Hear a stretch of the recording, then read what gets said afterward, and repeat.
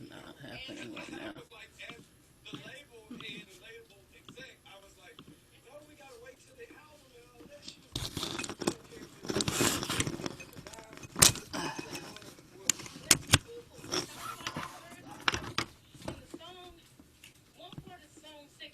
There we go.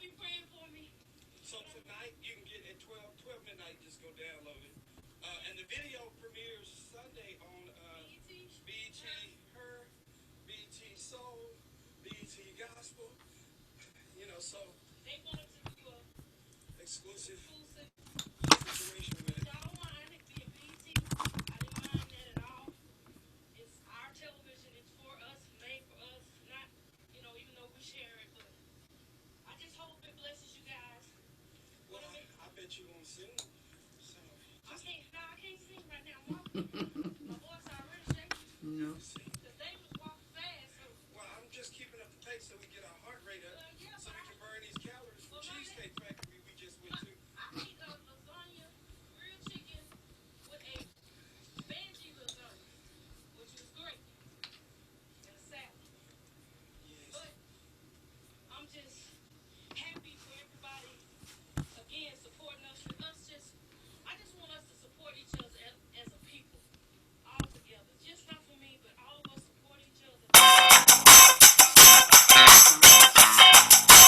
A few minutes.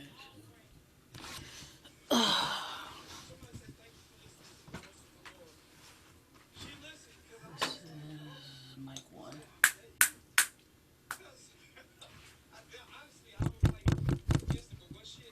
This is too much here.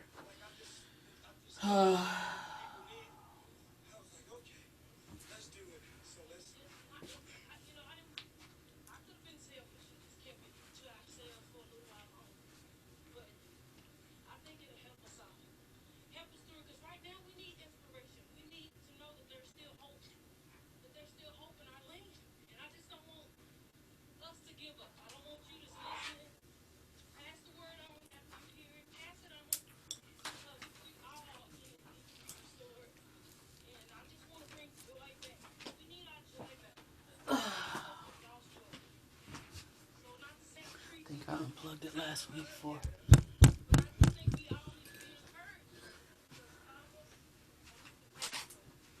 What time is it? It is. 1 minute, I'll tell you. It is 7:42.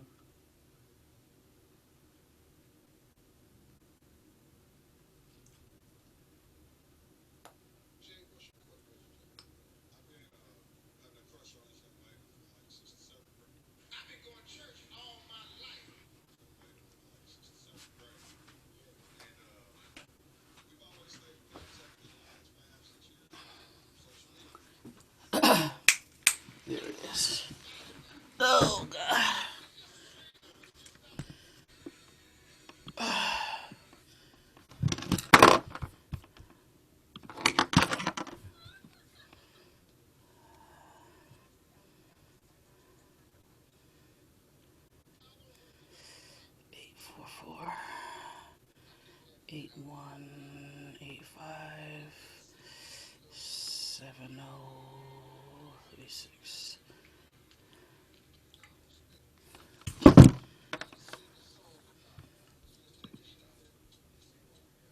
Oh shoot.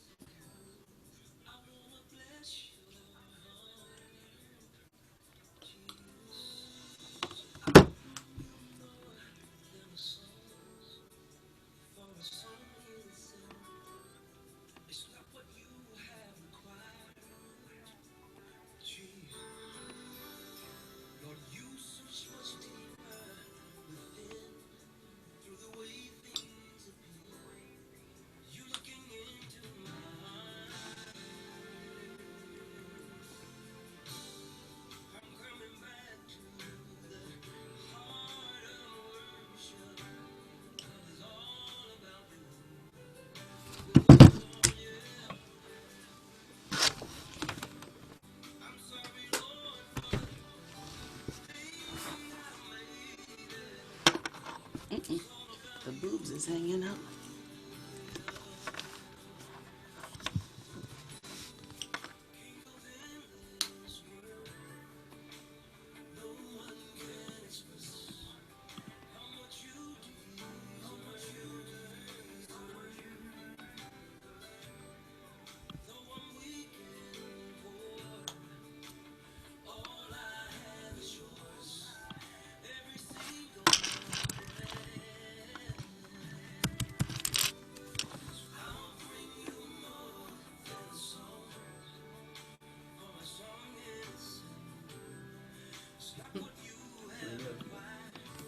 What she say? It was from your place, so I guess you didn't give it to me.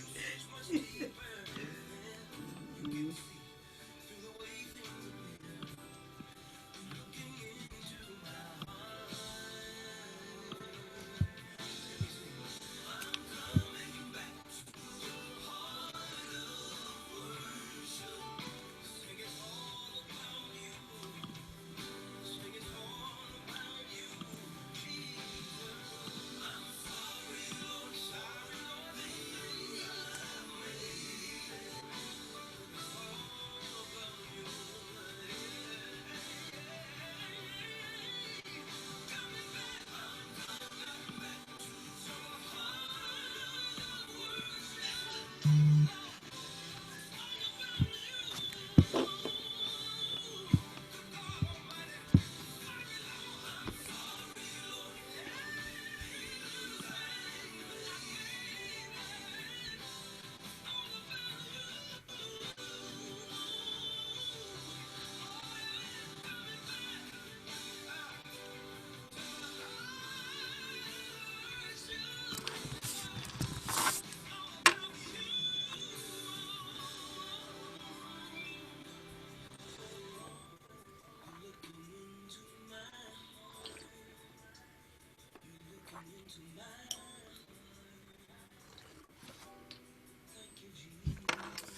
That creamer tastes like bug spray. What? That creamer. Oh Lord. It's all good.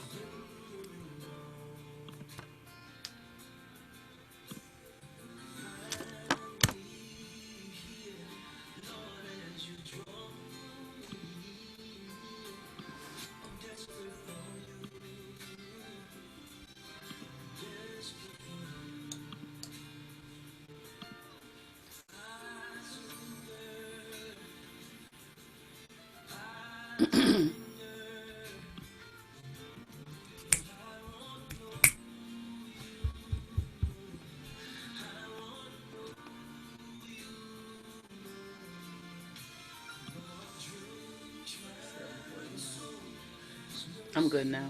I got everything. I'm just still looking for background pictures because my other ones I think are on the hard drive. For some reason, the program is not doesn't have them in there. It's all good.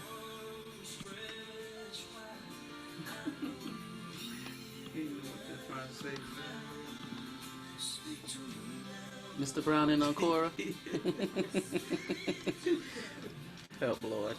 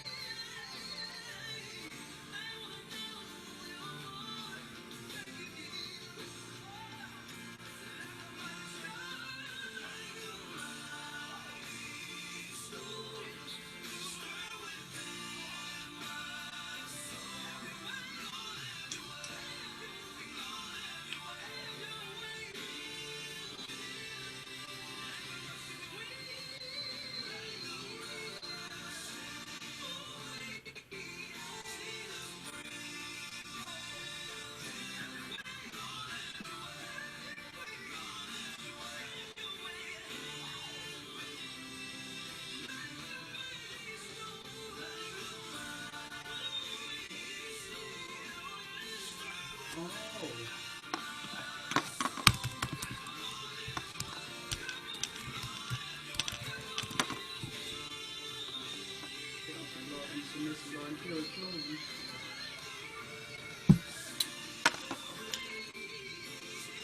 That's believable. They haven't been given any deals in a long time.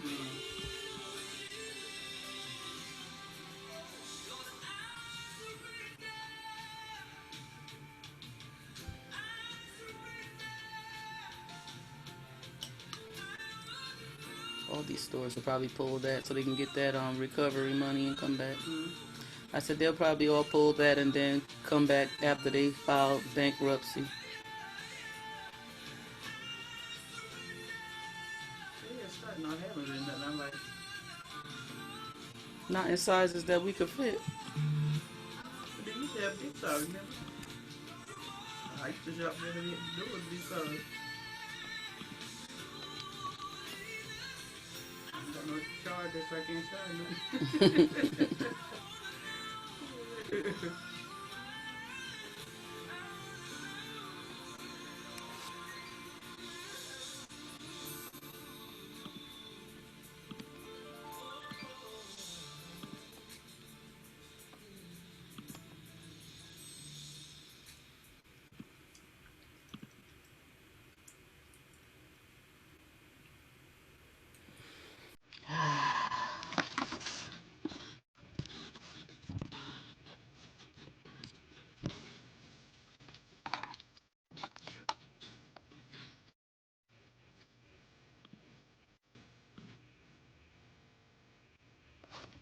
This internet be acting crazy with this phone.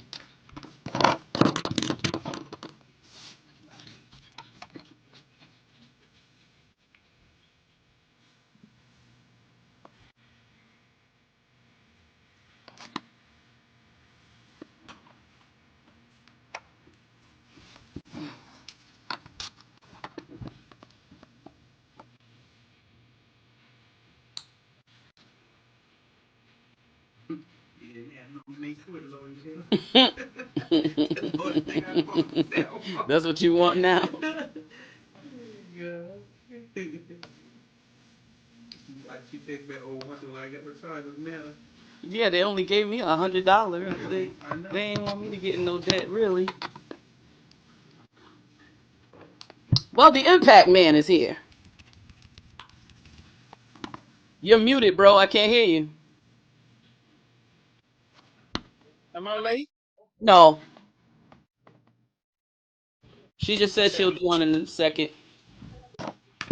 Communication and intimacy coach is what she is. So, hey, where'd you go? Oh Lord! You're like Casper the Friendly Ghost. Wait a minute. Yeah, I'm in the bed because my back hurts. Oh no. Yeah, I think I have nano thing. The doctor already told me. I don't listen to doctors. I think they all liars. But I have arthritis Uh, in my back, and it pretty much goes along with. I had arthritis in my hip, and mm, let me get this straight before 8 o'clock. okay. All right, that's much better. Okay. Yeah, I had arthritis in my hip and had to have a hip replacement. Mm, So that pretty much goes along with what I'm feeling. got you. I thought you were out there trying to lift the logs and build the No, cabin. not this time. Not this time. No, I saw your cooking got interrupted by the sun the other day. I mean, Yeah, but the I still rain. cook. The I rain. still I still cook out there in the rain. I had a client and I promised him something, so I was like, well, whatever it takes, I'm I gonna get gotta this get it done. done. I tell you, Hmm. that food looked amazing when you got done with it. She was very happy. I was very happy, and I'm way up here in the Connecticut. I said, "Oh, good food just makes me feel. I feel very happy, very, very happy." There you go. Hey, mama, Hi, darling. How are you? I'm good. How are you? I'm great, thank you. Good. Good to hear from you. We don't never see you, but we hear from you. It's all right. I'm gonna get her on here. I know that's right. We need to do a show on seniors. Oh, What do you say? a show on seniors and why they're so happy to have that AARP card. That's what I'm trying to Look, figure out. look. Why does that Seniors, fill them with so much joy? seniors in their love life. Oh, I don't know. She said she done with that. She done had two husbands. That's enough. Enough. She had two, and I ain't had one yet. I need to get I'm started. just loving retirement right now. She loving retirement. I know that's right. That's too close. Jesus done fixed it. Oh, God. Thank you. He said, oh, okay. Jesus done fixed it for her. Paid it all. My God, he paid it all. Mm-mm-mm. Not the tapping of the glass. Oh yes, Wasn't that a movie? I don't know, but Sink, I didn't want to get coffee all over this desk here. sink into the sea. What movie was that? Get Out. I didn't watch that. You never seen Get Out? No, it looked demonic. I got enough demons chasing me. I don't need Girl, you none. need to watch Get Out when I tell I, you. I don't need. I got demons chasing me in real life. I don't need to be entertained. Demons chase me every day. I don't need to see that on the movie screen. Uh, Oh, you got to cast the and, devil out every 5 minutes. I don't have and time trust for me it when I tell you they was chasing her too. on the TV. Mm-mm. We got to put a devil out every 5 minutes. How you doing, doctor? You good over there? I saw your picture come up. All is well there, and you? I'm great. I'm great. I'm great. I'm great. How are you, sir? For me, I'm good. That's Scene, and this is Doctor. Hey, doctor, She knew she was destined. That she got the right last name. give me the news. Doctor, give me the news. Won't be the blues. It will be the news. Yes, sir. Wow. Oh, I think it's this. So how was your day? Interesting. Seems like the weekends just sort of go by. I don't even know if they're weekends anymore. It's just, Right. You but blink I'm and it's grateful. over, right? Yes. I mean, we're gonna go fishing, and that turned into, something different, some work. But overall, all is well, I must say. No need to complain. It doesn't do a thing. So Listen, Sometimes it make you feel better to complain. Well, they call it maybe venting, not complaining. Right, right. Just don't say it. Right. That's what it is. Turn this way. Jeffrey, what are you doing over there? I'm trying to get myself straight. Oh, okay. I'm gonna push the button. We going on. We going on. Okay. Let's see.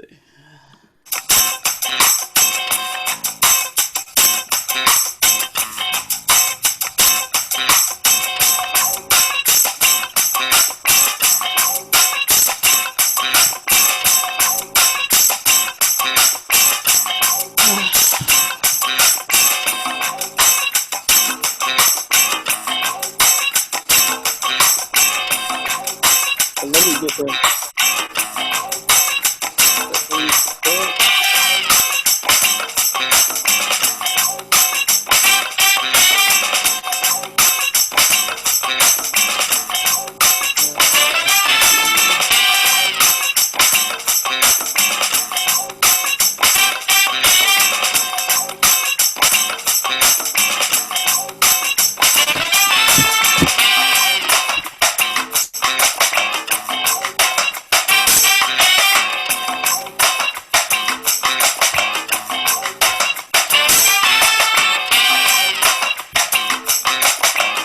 Here we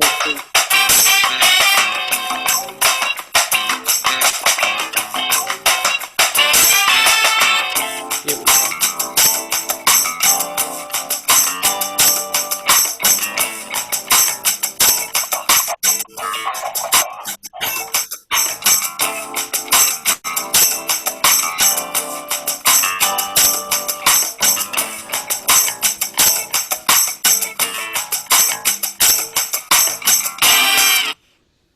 Well, good evening, everyone.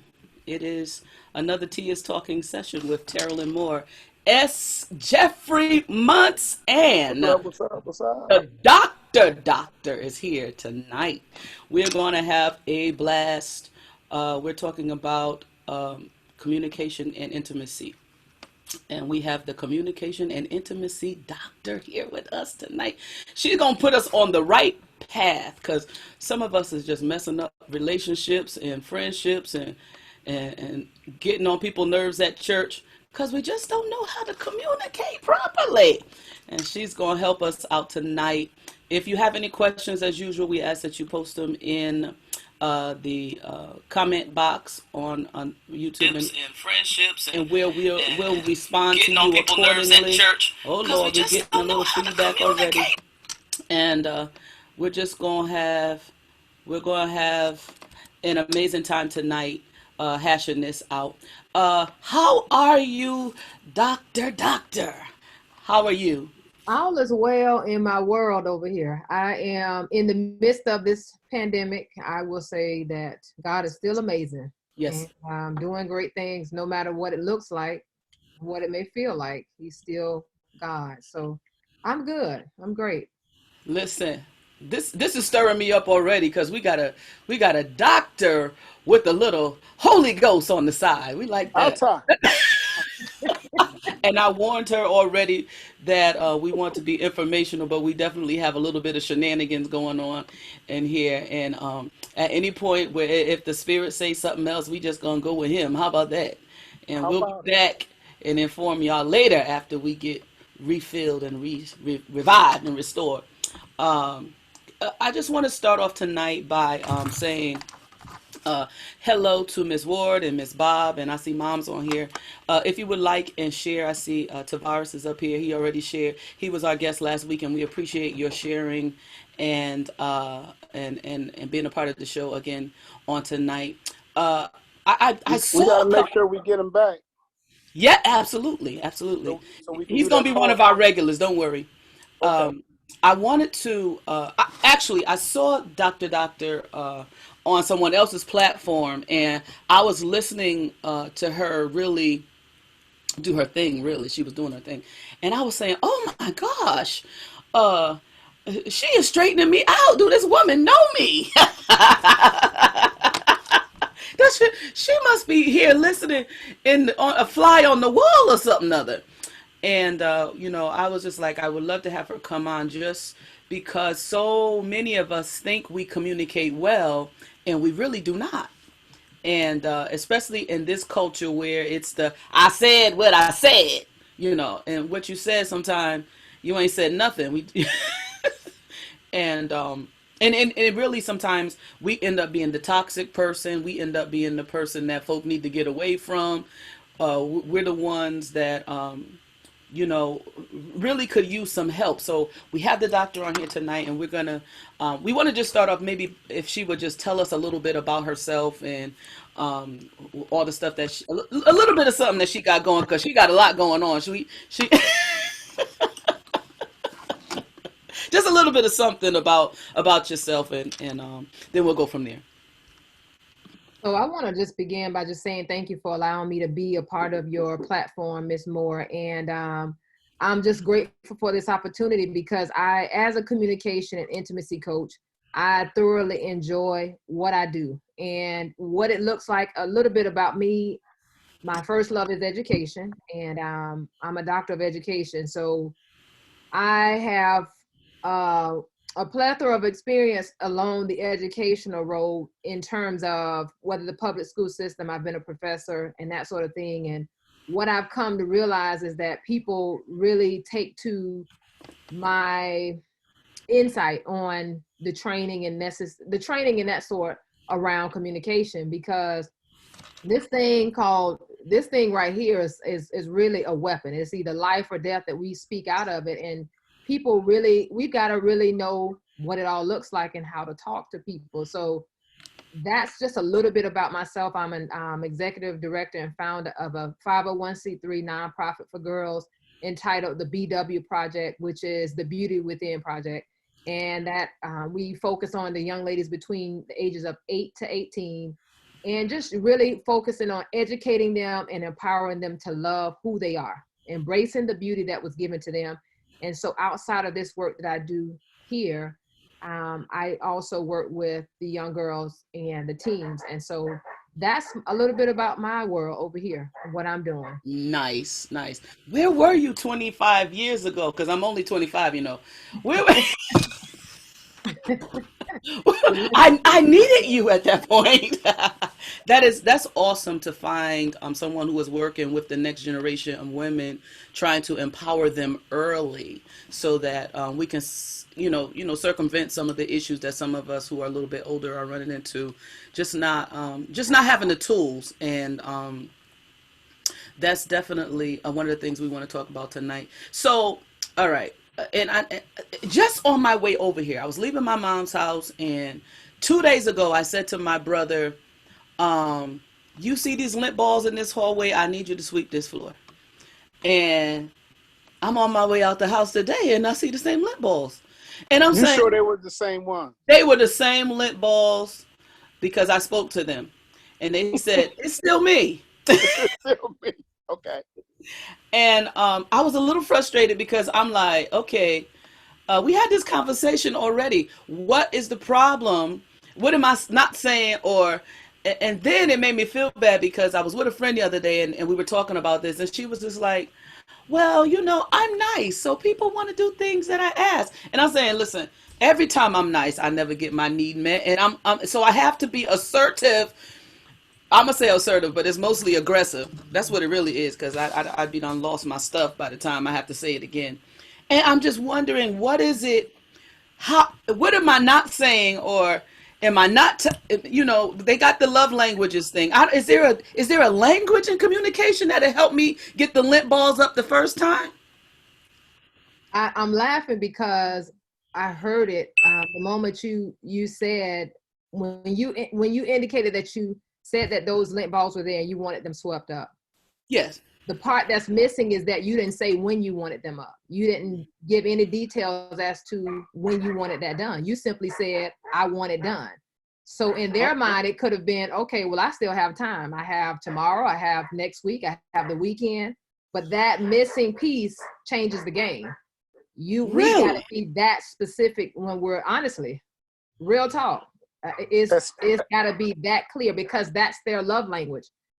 Even whether it's a spouse or just a colleague or a child, You've got to know their love language. You cannot give people what you want them to have. You got to give them what they need. And that looks like communicating to them the way they understand it. You understood it because you said it. Well, They didn't understand it. maybe it's a different generation, because if my mother would have said that to me and I didn't get them lint balls up, it would have been a whole different situation. So I'm trying to figure out. But you're saying I should have said, I need those lint balls up right now, please. Get the Absolutely. Yeah, it definitely is specifics. I know for a fact that I have dealt with my own son, and I said I want the kitchen clean, and then I would go to bed, and I'd wake up in the morning and the kitchen wasn't clean. And then when I would say I want the kitchen cleaned before you go to bed, I want the counters wiped off, I want the floor swept, I want all the dishes put away, and I want the dishwasher running. When I wake up in the morning, everything is in place. So I have to, with my son, I've learned I must be specific. We're going to wake up at 7:30 tomorrow so we can go to the dump.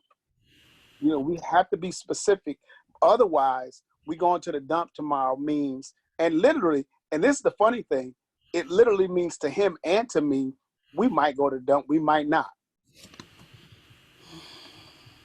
It's too early in this, it's too early in this show for me to have a headache. It's too early for me to have a headache. You said we just getting started, only 8. This is my first question.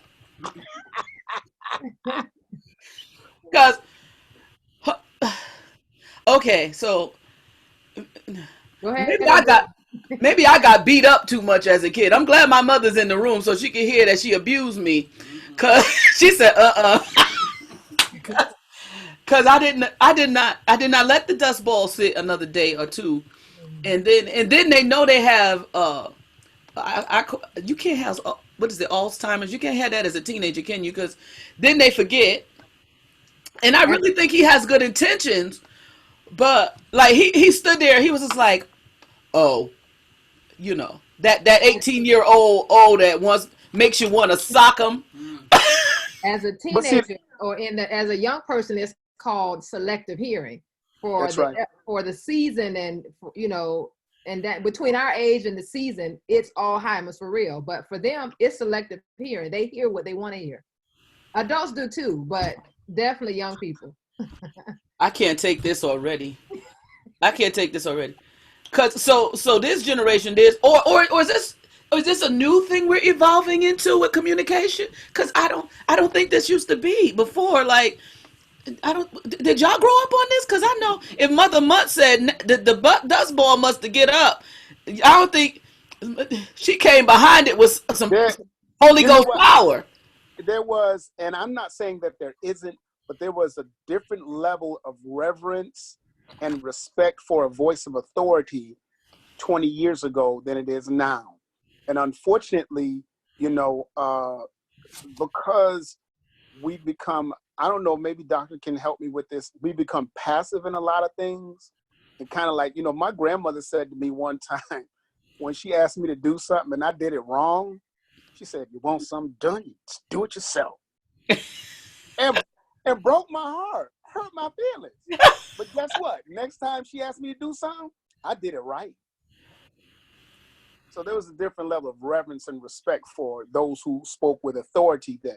Now it's almost like, you know, I know what you're saying, but it's not really that important because I have some people to talk to on social media. You know, that's the mindset of our game. He's always in a mission. If Tara, when the mission is over, I'm like, you've been in a mission for 20 days. This is worse than you being in the service. You are always in a mission. You need to call him Paul, since he's always on a mission. I'm not doing that with you. So I need to be more specific. I need to give the when I need it done.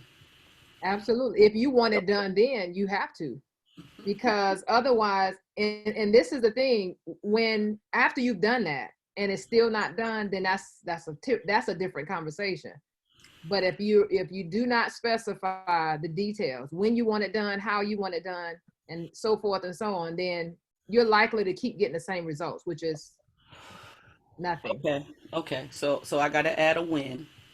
And this works. This you're saying this is period. Like even if I wanted Scene to do something for me, I need to tell him when I need it done.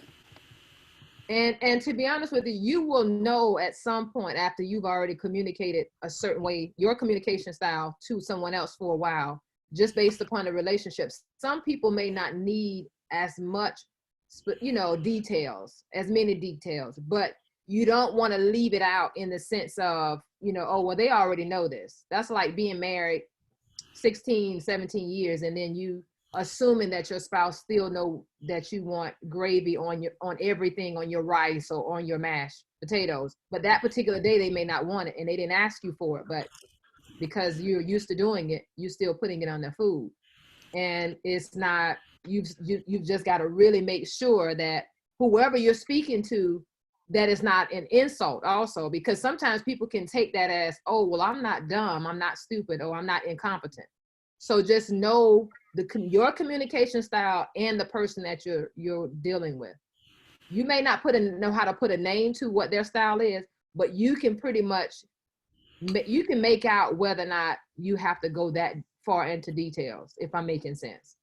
You are. If you have to elaborate to that extent. But for your child, you can already see, for your son, is it correct, a son? You already see that he needs details. Wow. Did you hear that? He needs details. You need the room clean today. Oh, great God. Right within the hour or so would be nice. Oh, God. Okay, so when you're talking about communication styles, can you talk to that a little bit? Because I didn't know there was a style other than yell and normal. Well, That's what most parents have anyway, right? Yell and normal. Yell and normal. Can't with you. You've definitely got a number of different styles, because the ones that I typically operate out of, and there are quite a few, but the ones that I work around a whole lot looks like passive communication. You've got passive aggressive, you've got aggressive, and then you have assertive. Oh. So when you are passive, that's that individual that typically they're non-confrontational. It's very little communication, very mild, very minimal, and more so, I'm not going to say they're quiet all the time. It's just that you'll get very little communication from them because they're non-confrontational. They don't necessarily want to be misunderstood, and they want to be, they want to understand others. So with that being said, they won't say a whole lot. Now, they're quiet, but if you push too far, they will explode. They will pop and give you the business. Okay, so it's just a thing where their tolerance is a little bit more than that style is. Rather, I won't say I'm not speaking to an individual. That's the style of that communication. Okay. And then aggression, of course, you can be passive aggressive. Sometimes people are passive and then they'll try to get aggressive at a certain point in a conversation to get what they want, and then they'll ease back into it. They may never raise their voice, but it's more of a demand in that conversation or in that request. So they go back and forth. They sway between passive and aggression. And so it goes on and on and on, but it's different layers to it. And a lot of times people won't necessarily, they may say, well, I don't have time to figure all that out now. Listen. That's where I was kind of leaning towards, but I'm listening because mine is just aggressive, and I go about my business. I'm like, listen, either you get it or you don't, and bye if you don't. I'll see you later. So you really, I mean, I often recommend, because, and I'm thinking, that's why I'm really sort of kind of taking my time in all of this. It's okay. You want to spend your time kind of learning those anyway, on your downtime, if you will. Like when you're in the midst of a conversation, or if you're, telling your son, okay, listen, this is what I need you to take care of these things, before the week is out, or if you're asking your spouse to run a few errands, you want to have already, I'll suggest to anybody now, even if it's not an issue around their communication in the moment, begin to do the research, just pulling up for those types of communication styles. There are 4 types that I work from, but there are others out there. There are, a number of communication styles, but just getting, becoming a little bit more knowledgeable about what they all look like, because people are all over the place, and a lot of times people will look at the other individuals thinking, oh, well, I mean, I said the same thing. You don't understand me? Apparently something is wrong. If this multiple individuals are telling you they didn't understand, then we have to look at self. Right. Absolutely. Absolutely. I have a question. It says, so how do you get a passive person to open up? They have to establish trust. They have to know that, even here again, and I use this as an analogy often, we get comfortable into thinking that because you've known a person for a length of time, that they automatically know everything about you. They know your love language, they know your communication style. But in this case, it's built around trust. They've got to know that it's okay. It's a safe place to talk to you. So they may not come out of their shell in a week's time, or they may not begin to have a lot of conversation with you in a month's time. It depends on, sometimes it depends on the length of time that they've had to establish trust. And it could be the topic, whatever you're talking about. It can solely be on that. It may not have much to do with whether or not they trust you. It could also have, the other piece to that is knowing whether or not, okay, I'm not really comfortable talking about this particular thing. Gotcha. So it could very well be money. It could be, sexual abuse or a traumatic experience, if you will. So it depends on the topic and it depends on the person. Those two can work hand in hand, if that makes any sense. Yes, that's good. And so it's really, you really taking the time too to get to know the person that you're communicating with. That's what you're saying, right? Getting to know the person that you're trying to communicate with, and then if your request or what you're saying to them is falling on deaf ears, you might need to switch your communication style with that person. Is that how that works, or how you approach them? Say that last part again.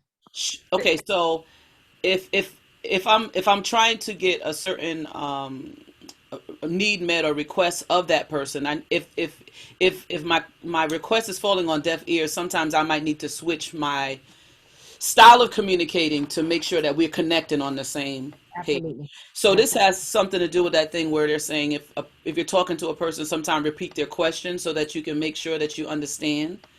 And yes, repeat the question. And sometimes we have to rephrase it. One word can throw someone off if they don't know what it means.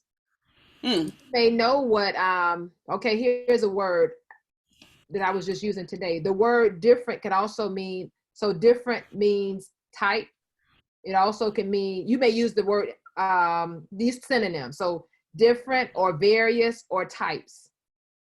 Various, different, type. But if they don't know what various means, you may have to throw in, okay, well, go and pick out a different cereal off of the shelf. They have various cereals there, cereal brands that you can pick off the shelf. Go and pick out, there's an array. Who knows? Some may not know what array is. ARRAY, different or various. So you got to really, and you may not know that they don't know what that means. But if you rephrase it and then they respond the second or third time, it was that vocabulary. So you're really saying that my friend was better than me when she kept saying to me, well, what does that mean? I thought she was slow or something. I was like, what you mean? What it mean? I just said what it mean.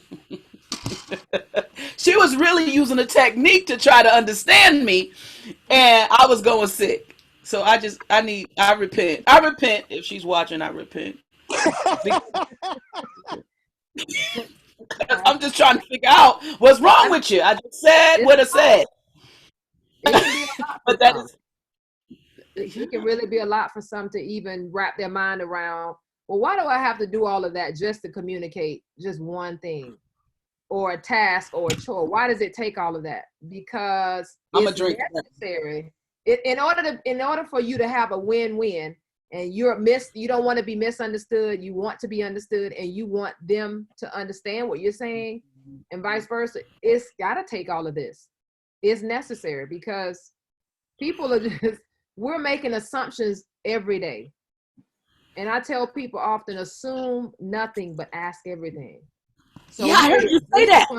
That was good too. That was good, doctor. That was assume good. nothing, ask everything. So when you said about ending what you, okay, say based upon what you just mentioned, if you had to communicate something to someone or to your son, I think it was, and you said, and I turn around and ask the question to make sure they understood. That's what you do. That's what you, I mean, with some, you have to do that because that may be their communication style. Just to make sure that you're walking away from them with a clear understanding that they understood you and that you were clear in what you said. We've got to be clear, concise, and considerate of who we're talking to. Very clear about what we're saying. Clear. No, say it again. Clear, concise, and what? Clear, concise, and considerate of who you're speaking to. Because these folks ain't taking notes, but I'm writing this down because I'm gonna be better. And I ain't gonna have to repent the next time you come up here. I'm gonna have this together.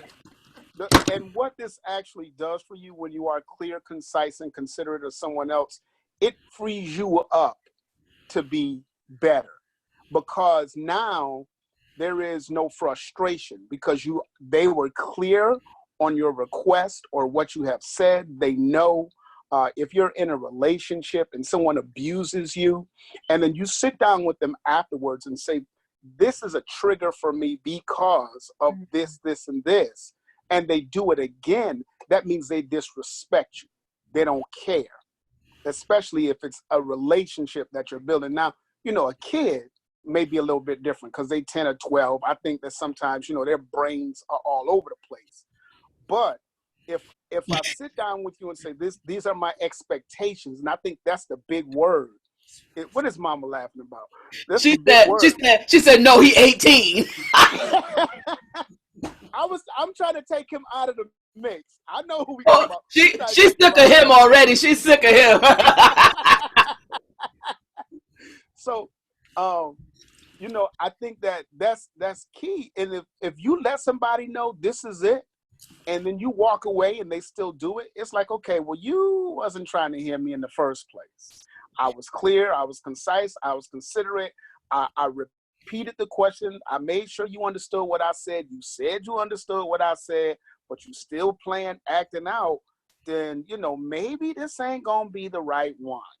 I was gonna say that. So when you're talking about relationships, let's get off the 18-year-old for a minute, because I pastor a church of grown folks, and they don't respond too well to me either, doctor. You stop talking about them church people. I have to get the scripture on them and say,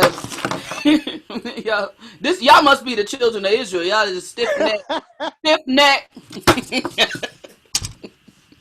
So, like, okay, so Jeffrey brought it to relationships, right?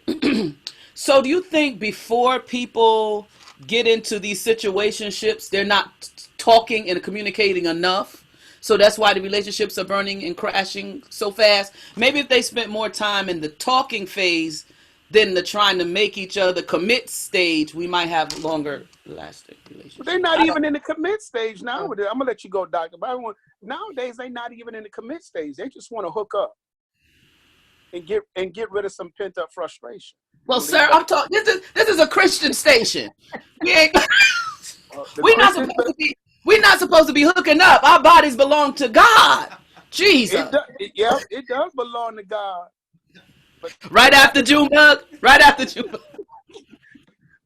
Come on, Jeffrey. We got the doctor here. Let's act sane. Okay. Go ahead. It's shot time. Well, okay. I'm with Mr. Jeffrey just for a second there. If we had some real talk in the room, we know that Christians have, you know, that flesh. It's called flesh that works against you. And so that's what's happening. And so they're trying to communicate that need rather than trying to communicate, listen, I need to find out who you are. You know, I need to know who it is that I'm even considering dating. So now when you're talking about in a relationship, now you've got to, when it's an intimate one, you've got to really, even I'll say for that's not intimate. Let's just, but since you mentioned relationships, now you've got to look at the love language and the communication style. So, and that goes back, that speaks to Dr. Stephen Covey when he wrote Gary Chapman. The five love languages, right? Yes. Yes. And I love the different love languages that are there, because we're so caught up into the confusion is people tend to give, you're trying to give someone what you want them to have rather than what they need. So if my love language is quality time, why in the ham Sam am I going to try to give you quality time when I know that you like gifts, or I Right. know that you like affirmations, Mm-hmm. and I'm still trying to push off on you, well, baby, let's just spend some time together. But Right. that person very well may need the affirmations. They want to be affirmed. They want to, receive the gifts, or they may just, whatever their love language is. There's several, but Right. we're working so hard on just saying, well, I thought you liked flowers. They never gave you that indication that they like flowers, No. but you're not trying to find that out. Because So, they're not communicating. They're just going on in a relationship based on what they like. I like flowers, so I bring you flowers, and that's not even what you want or And need. I hope that you reciprocate. So if I bring you That's flowers, then I hope that you're going to reciprocate with flowers, and then that means that you love me. But it don't work like that. Or I say I love you, and you don't need that kind of love. Your love is an action, but my love is verbal. You know. Yes, yes. all of that, Oh, great God! different layers. No wonder people getting divorced left and right, because you can't talk. But And I think that communication is really a choice that we must make when it comes to life. And I think you started off, Doctor, with one word, that scripture that was extremely powerful. Life and death are in the power of our tongue. And so we must look at it from that standpoint, that everything that comes out of our mouth, written and verbal, brings life or death. Absolutely. Because if we want to be churchy, the Bible says our tongue is the pen of a ready writer. Oh my Yes. God. Sometimes. But I don't want to sound deep. I want to stay on the shenanigan side. Y'all are the deep ones over here. But James Come on. said it too. Come on said here. your tongue can set the whole thing afire. Holy Ghost. Yes, Lord. Okay, so we got all kinds of stuff going on in here. So do you think there's a direct correlation between a lack of verbal skills and communication and written? Like people that struggle with being able to express themselves in writing have a problem with expressing themselves verbally, or is it, or could it be that? Because I don't know if like people who write poetry and are into the arts are good communicators. Otherwise, is there a connection or no at all?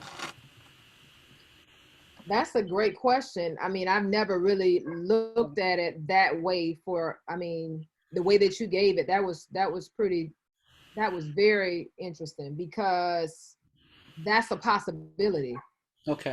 In the sense that it may be more comfortable. It may not be that they can't communicate verbally and in writing, written communication, but it may just be more of a safe place or a comfortable place. So for example, if someone has had poor experiences, or they've had such horrible experiences with trying to communicate verbally with someone about something, and they've gotten this backlash, and it's been like tearing them down, and it's just every time that they go to a person and they're trying to express themselves verbally and they're not getting really happy results, or it doesn't make them feel, they walk away feeling like I should have never said anything. They're that person that is probably saying, let me just go ahead and put it in writing. I'd rather text it to you or put it in a letter or email it, because in the moment, I don't have to worry about the backlash. I don't have to worry about you throwing a rock at me, or, coming behind me to, hit me with your words, because I've written it to you and I'm going on. And they're able to release it faster and a little bit better in their mind. But you still got to turn around and face that person at some point, unless sometimes people go on and on with the written communication, and it can get out of hand. You're responding back and forth in writing. So this DM and this texting, this has gone, it's gotten way out of contact, out of control, all of it. I've been don't allow all it. of them. Yeah. I've been all of them, doctor. So I'm gonna repent again. I don't do it. I'm aggressive in my verbal communication, and I'm aggressive in my typing. Let me I tell told you. somebody, they was like, you respond quick. And yeah, I got fire fingers, especially if you get me upset. Lord Jesus. Oh my God, it gets Listen, fire no, shut up in my I bones. think that, and we're talking about communication styles and things that, one of the things that I've said is, even to my kids, call me. I'm old school. Pick up the phone and call me. Let's communicate. Back and forth, texting and typing, it's really challenging. Even like when I get into long dialogues on a Facebook post, I hate it. I hate it because it just, again, for me, communication is listening to your tone, looking at your face. All of that for me is communication. It can't be just words. Because guess what? I can read your words and read them incorrectly. That's it. That's it. That's it. Because the body language is missing. Yes. My facial expression is missing. Gone. And my tonality is missing. And guess whose feelings I'm actually feeling when I read your words? Mine. Yeah. Yeah, not yours. This real deep tonight. I have a question about. So about 3 weeks ago, we had a show with all men, right? And some of them were up there, and they were very distinctive about, oh, I can communicate. And I said, because my best friend was up there too, I said, no, he communicates well with me, but when he's in a relationship, he doesn't communicate well with the person that he's dating. And I think that as women, we want the guy to be a little bit more open in his communication, but I don't think they're always as forthright. Am I using the right word? I don't want to say honest, but their communication, even about how they feel about the relationship, sometimes is not as clear as women would like it to be. And I want to know, does that go back to the trust thing you were talking about? Why they're not as expressive when it comes to being in a relationship with someone? Or is it just because we ain't the main flavor of the day? That's why they ain't saying nothing. They just trying to get over on us and, have a good time. Well, it depends. I mean, I hate to put them in a box because although they're men, they're still different and they have their own DNA. And so I'm sure Months appreciate your answer already. I went to jumping over here. I'm so serious. I am so serious. You picking him up in the spirit. That's what it is. I got to be careful on this answer.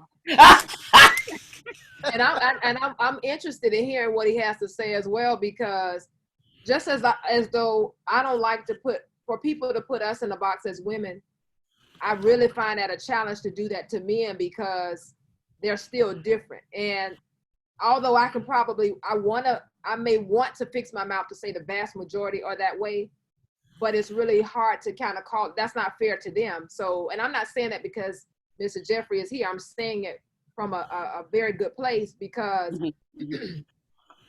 we get that a lot as women. But to answer your question, it could be a mixture. It could be those, Joe Blows that just want to, tell you, whisper sweet nothings and tell you what you want to hear, what have you. But then you have it where some men may have, I look at their life experiences. Okay. If they were raised by, just a mom, and their dad was absent in the home, or their dad was present in their life, but not really, they knew who they were, but not really present in their life, they may be more apt to be in tune to the way that a woman feels and how they're supposed to treat her, and how they're supposed to open up and talk to her in a relationship, because they've been nurtured by that woman predominant, most of the time. Okay. However, and I'm thinking about another category of men where I've discovered in working with couples and parents and business leaders and entrepreneurs around communication that men they're matter-of-fact individuals. Okay. They want to get to the issue. They want to get to whatever we want to talk to them about. They want to get straight to it. They don't want to dance. around the mulberry bush. They don't want to have long, drawn out conversations. They want to get to whatever it is. Let's talk about this thing. And once they've talked about it, they want to move on. They do not want to keep rehearsing the same thing. We talked about it. Well, babe, we just talked about that last month, didn't we? So why are you bringing it back up? But you just rephrased it in thinking that they're not going to remember that you just had this conversation. So it can be them establishing trust, that they've been maybe had prior horrible experiences.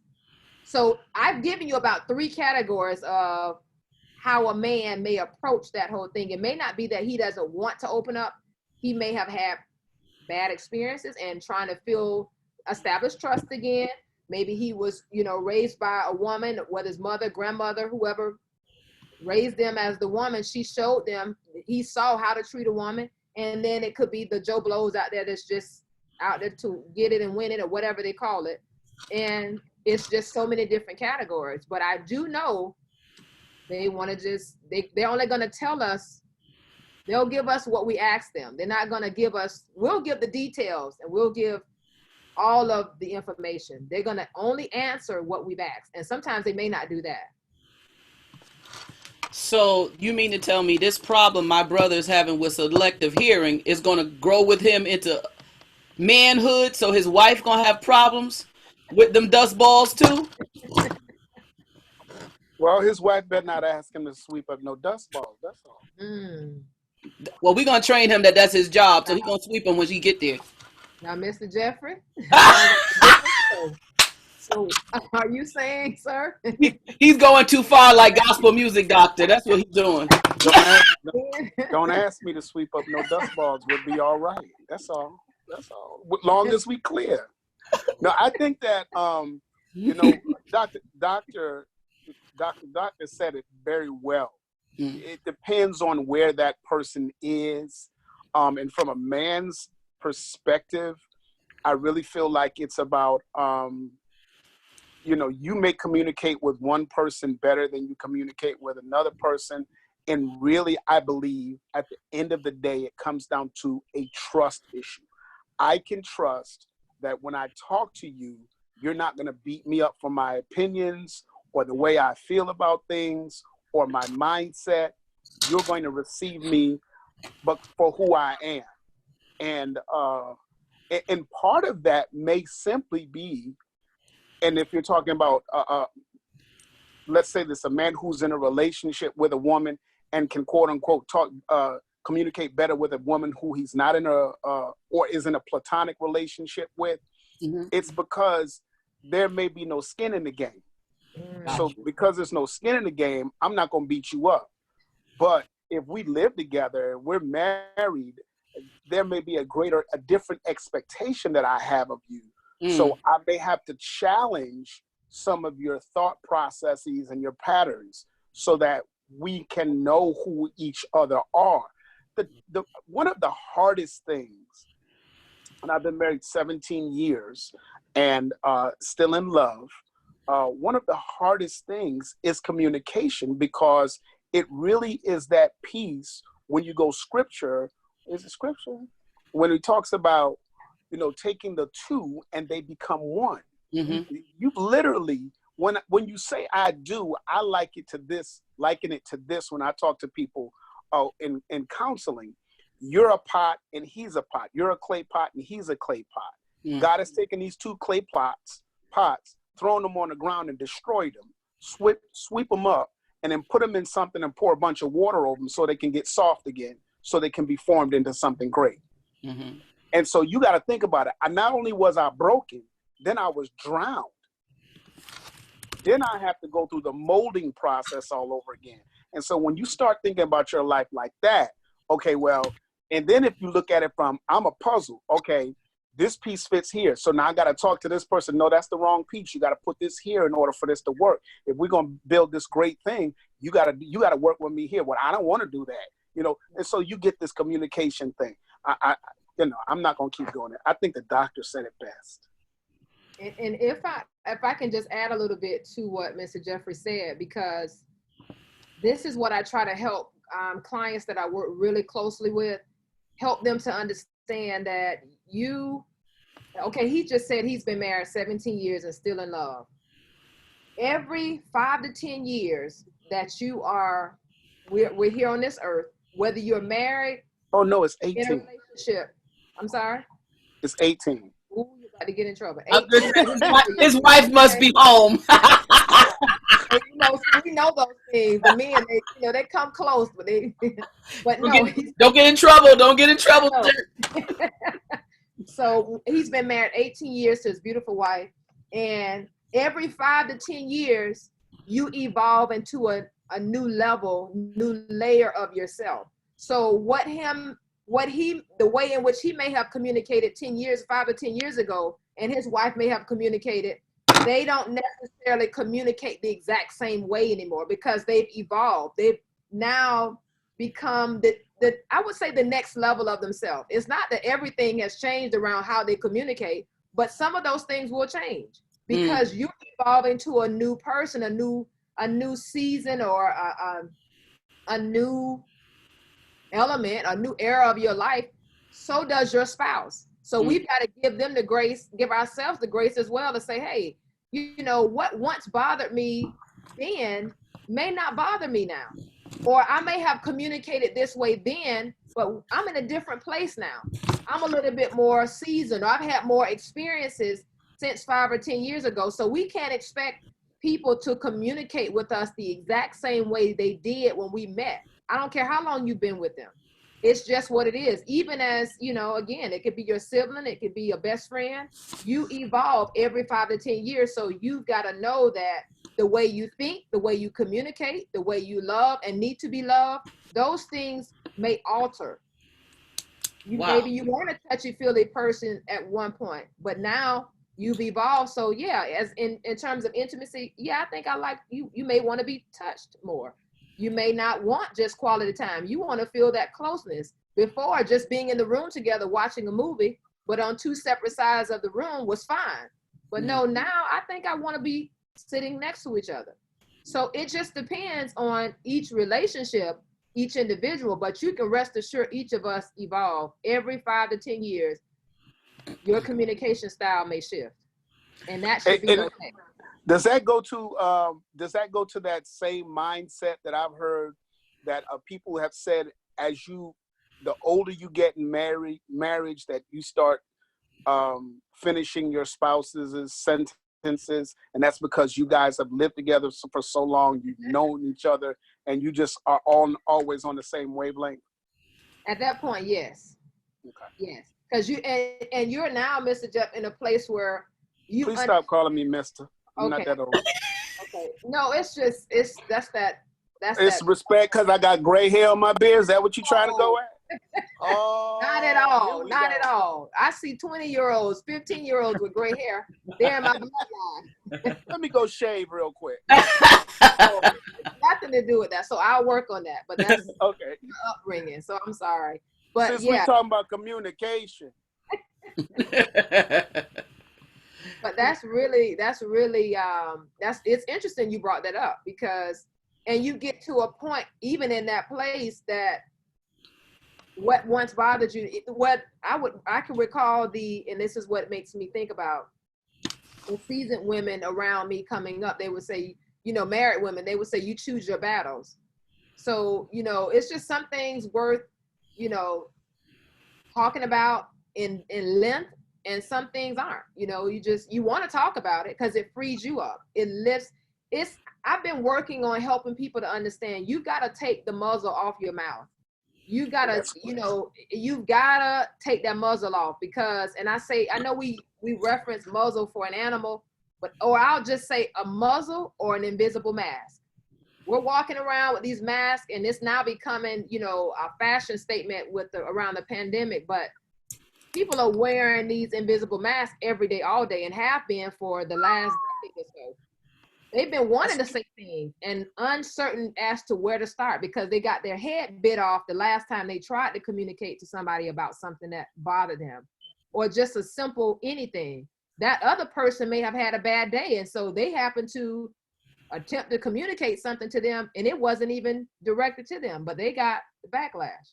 So people are wearing masks and hurting deep down inside because They can't even speak out. They don't even know where to start. They don't know what to say. They're worried about what someone is going to think of them. Well, I don't really, they just go with the flow. I just rather be quiet. If I'm going to be treated any kind of way, I just rather be quiet. And Go ahead. is there a person who is just the polar opposite of that? Who will just say anything and doesn't care? Or out of their mouth, they say they don't care? Jeffrey, I already repented today, okay? I wasn't talking about you that time. I call those, it's so interesting you brought that up. I know, I felt like you were going to, either of you were going to bring that up because. That's the Holy Ghost. Very true. Put that in your shanana. It's true to that because those are the ones, and I've had a few clients like that. There were some hotheads where that you literally, whatever comes up comes out. I call it the mouth, like running water, or the mouth of that, like a mouth of diarrhea. You just think that you can just say any and everything. Well, this just the way I am. Oh, I hate that. Come on now. It's not the way you are. It's a learned behavior. People have responded to that for so long, and you feel as though you can approach any and everybody with that same demeanor, that same attitude, and it's just unacceptable. But no one has told you that it's unacceptable. So now it's created a monster. Mm-hmm. And to tone it down, it requires work. It's almost like you got to work backwards, if you will. So that person that's been on mute or that has been suffering in silence, we're trying to get them to speak up. Mm-hmm. On the opposite end, you have people that have just talking too much, just saying a whole lot of nothing. Mm. You can say something and still say a whole lot of nothing.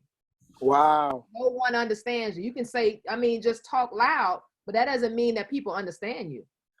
I tell the women in our church all the time, just because you won the argument, you didn't win the war. Mm. And I'm like, that we as women, we got way more words than men per day. And it doesn't mean that in his mind, he ain't already at Susie's house eating dinner. Mm. So sometimes you don't need to be the loudest. You need to be quiet. That's because Susie fried chicken better than you. That's right. And she's quiet while she cooks it.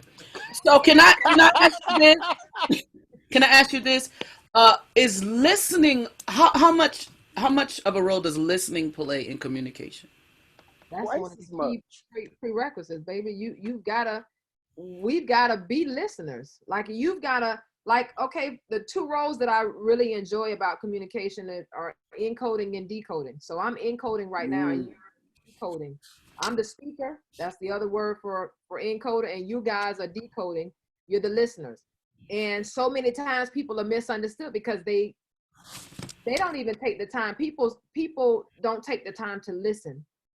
If you are a great listener, you are a great communicator.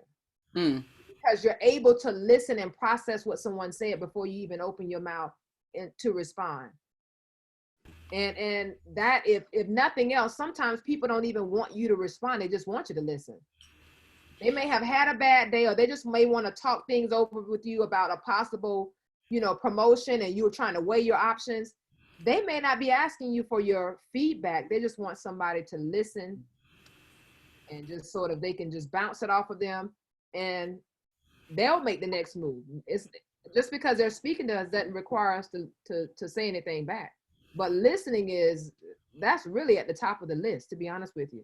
If you want to be an effective communicator, you've got to be an effective listener.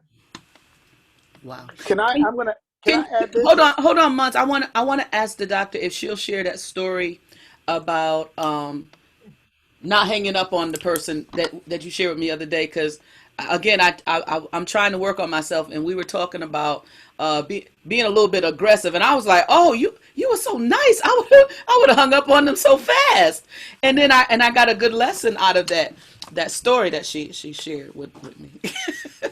So Jeff, I had an experience just maybe 2 weeks ago, and a colleague of mine, actually I hired her daughter at my preschool academy, and situation occurred where, with the pandemic, there's so many different moving parts to it, and we had a situation in our building, and I followed the necessary protocols and that sort of thing. And she felt the need to call me back. And I told all of my staff, once we found out, they had the courtesy to call me and let me know this household that they tested positive or what have you. I contacted the powers to be, which is Children and Family Services, the health department. They gave us the next steps. Okay, and I guess it didn't really set well with her. So she basically wanted her daughter to, she's my teacher, but I told each of them, no matter what you decide to do, I respect your decision. If you decide to, quarantine, although, you're going to get tested, let me know what you need to do, and that, so forth and so on. Her mother, who was the colleague of mine, decided to give me a call back. And she went on to say what CDC said. Well, my friend at CDC says you should be closed. And I gave her my feedback. CDC doesn't close the building. We are following the guidelines of CDC, as well as the Department of Children and Family and Department of Health, the health department, so forth and so on. So it got to the point, Mr. Jeff, where, because I know my communication style and I know what I need, and my normal style is to, and I'm kind of easing into this. My normal style is to, when a person is talking and I can see that they're getting heated and they're getting upset and bothered, I get quiet. I've never been one to go back and forth. I'm not confrontational. I will sit there in your face and I'll sit quiet until you're ready to come down, because that de-escalates the situation. It helps the person come down sooner than later. And I know it because I've experienced it and I've tried it out. So I know it, and I've even shared it with other clients. Just try it and see. The young lady, I found myself this particular day going almost toe to toe with her. In other words, it took me out of my element. I was not even in my lane. And instead of me being quiet like I normally would, I found myself, she's trying to speak over me. I'm trying to speak over her. And my spirit immediately says, no, ma'am. Just like that, no, ma'am. So what I did was I put my phone down.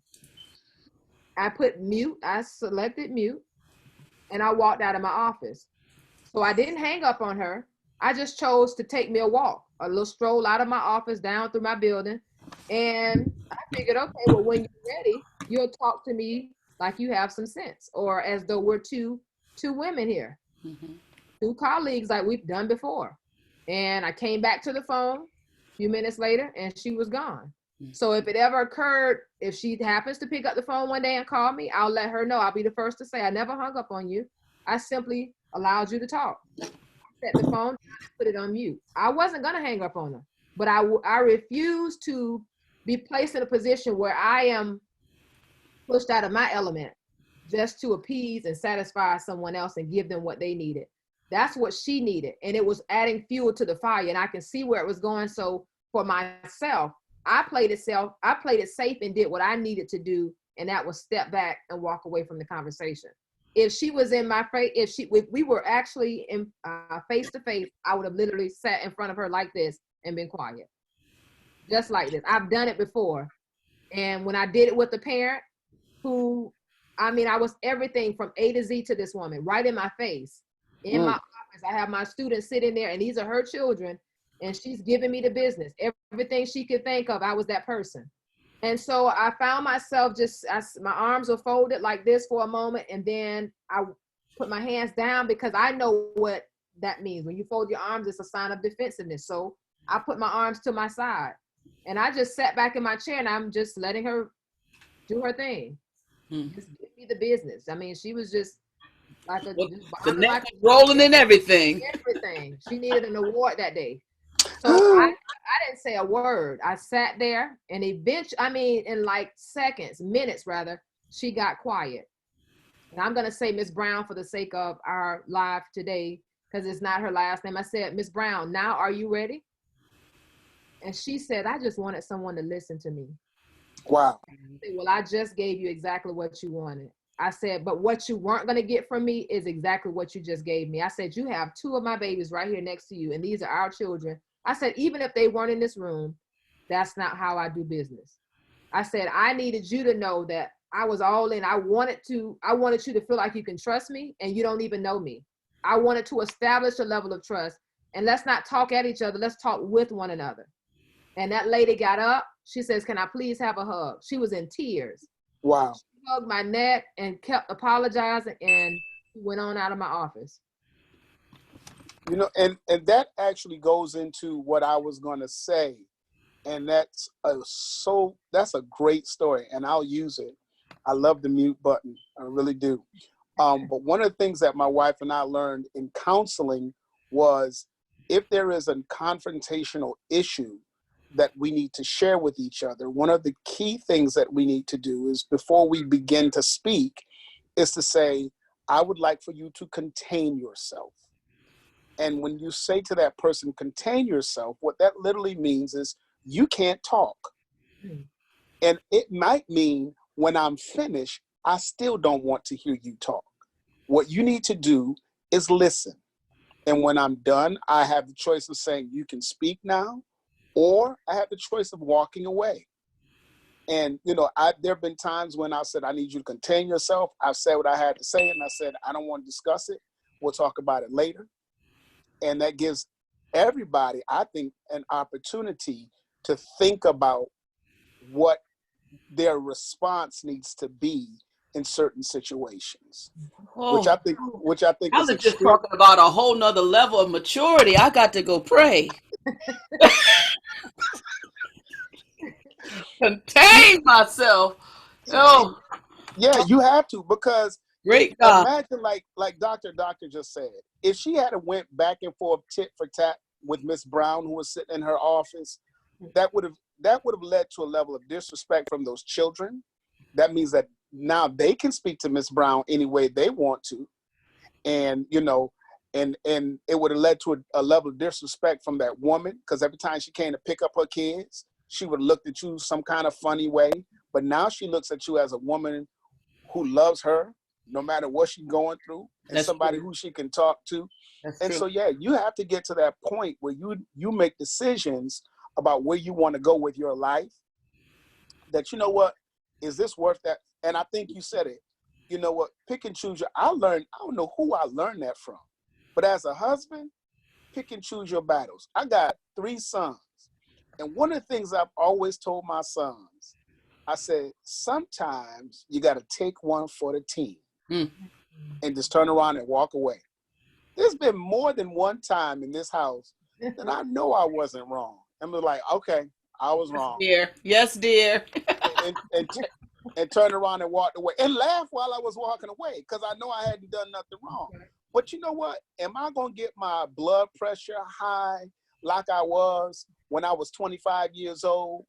Or, you know, angry like I used to do and punch holes in the walls, you know, and then have to go and ask God for forgiveness and ask her for forgiveness. Right. There gotta be a time in my life when I say, you know what? I gotta stop asking God for forgiveness for the same stupid stuff. Right. I gotta take responsibility for my actions and what comes out of my mouth. That's right. That's right. I'm a case study, huh? She looking at me like, oh, this one right here is live. She like, he need to call me later. That's what he need to call me off the air. My schedule is busy. I ain't got time for all of that, Jeffrey. I was gonna say, when you're in relationships, should you be etching out time to talk, or is it as things come up, or like a date night? This is time when we bring up, so you know, so that they already mentally prepared to be contained. It's a great question, in that some things you can't schedule. Right. Because you don't necessarily know if you don't know they're coming up. But say, for example, you maybe have a doctor's appointment and you want to talk to your spouse about, you know, the procedure you're going to have. Mm. that's something you're already planning to do. But if it's something that has happened that day, you're not going to necessarily wait until a date night later in the week, because it may be more pressing and more of a priority than others. So to answer your question, yes and no, because you can't schedule every conversation. It's a good habit to establish if you can, but everything you won't be able to schedule, just because you can always schedule. Okay, say for example, if you're still having, if we're still in many homes now, are they still having dinner together? If you're having dinner with your spouse, or if you don't live with your partner at the time and you all are, dating, what have you, you can always, plan that time to have a conversation every night on the phone. How was your day? How did everything go work today? And then you go into whatever it is that, she's looking up. So No. you I'm can good. always do it that way. No, Okay, I was just I checking didn't the know. monitor. No, you're good. You're good. Got it.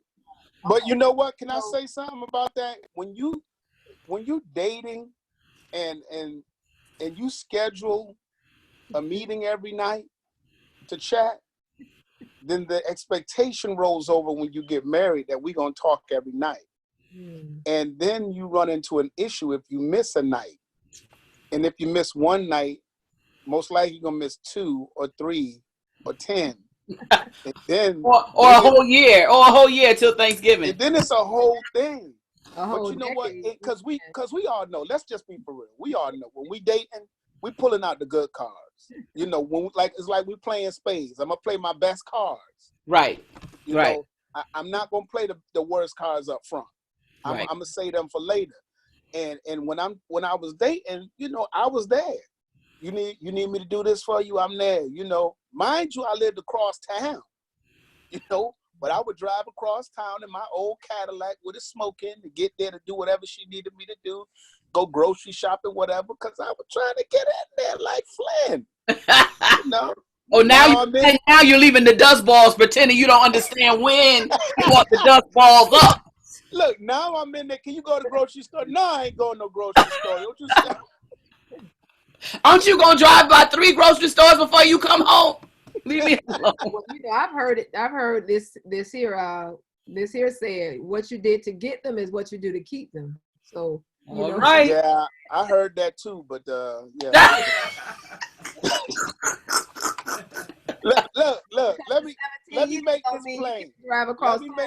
Let me make this plain, because I want to communicate to everybody all over the world. I take care of my wife. My wife asks me to do something, I do it. I'm just joking. Absolutely. I mean, absolutely. Like today, she was like, "Are you going to such and such store?" And I was like, "I was going to this store, and I said, you need me to go to the store for?" "Oh, no, don't worry about it." I said, "I will go, because I will cross the hottest deserts to take care of my wife. That is who I am. That's how much I love her, and it doesn't matter. It just doesn't matter. That's what, and at the end of the day, that's what he called us to do. Absolutely.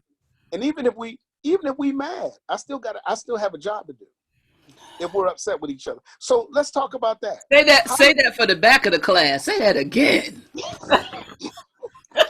Even when the mic? Is that a good mic? Even for the back of the class, even when you're mad, you still have a responsibility. Praise God. Still have a responsibility. All right. So let's talk about that, Doctor.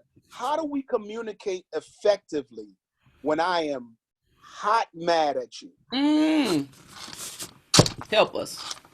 One of the things that I often, and I use this one a good bit, because the worst thing that you can do to your partner or spouse when they're upset is try to push the button when you see that they're already heated. So I often tell people it's called the wait time. Allow the wait time for them to respond. So if you've attempted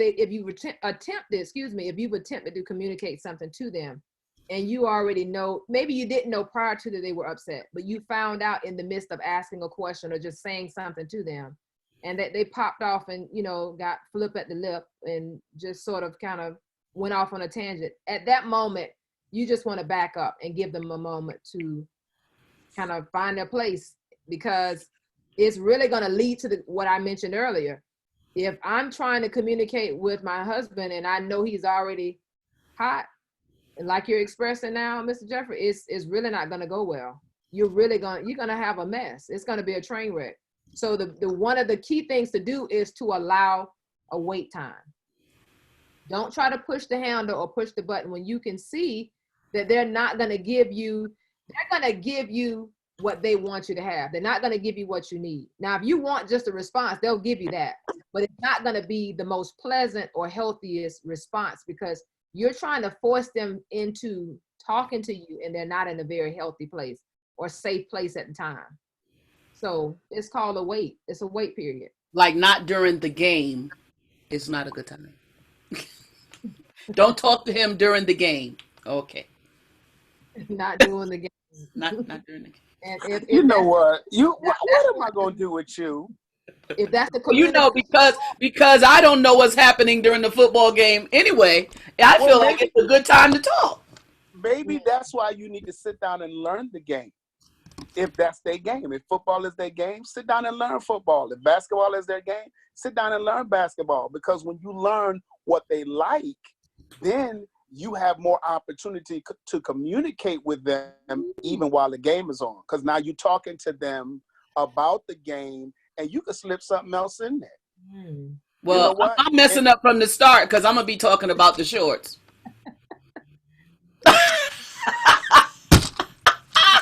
All right. Okay, so okay. That was good. That was a good one. That was very good. You thought that was good? That was great. That was a good. I could be a doctor. You got the wrong last name. Oh, okay. You sure can. She's a doctor because she's a doctor. Got it. We can't be doctors. We're more in months. We way down there. Yeah, we way down. We got to be something else. we got to be something. Okay, so let's see. Somebody says here, response and reaction are two different things also. Response comes from responsible. Reaction is I don't know, some fancy word he got, recite, thing that affects you to begin with. Okay. Rephrase that because I didn't get my PhD yet, so rephrase that and I'll bring that back up. So again, be concise. Say as clearly as you can what it is you're desiring for them to understand. It doesn't have to be a request. Repeat the question to make sure that they understood what your request was, or they understand what it is you're trying to communicate, the sentiment of what you're trying to communicate. And did I bring up the body language thing already? I don't know. My mind is starting to. Doctor spoke about it, the body language thing. Well, the crossing of the arms, but is there a position, a lot of times we like to talk over dinner because we feel like people's defenses are down and all that kind of stuff. Is there a better time to talk to a person versus, or is this again on knowing who you're dealing with? Don't talk to me when I first wake up. Okay, just don't do it. Cause I'm trying to gather myself. I'm trying to pull my spirit in. I'm trying to figure out who talking to you first thing you wake up. That's what I'm trying to figure out. Don't do it. Pastor Moore, who's talking to you first thing you wake up? Listen, I got a text 1 o'clock this morning, and I usually have church at 8. Oh, you talking about on the phone? Okay. Just don't talk to me, period.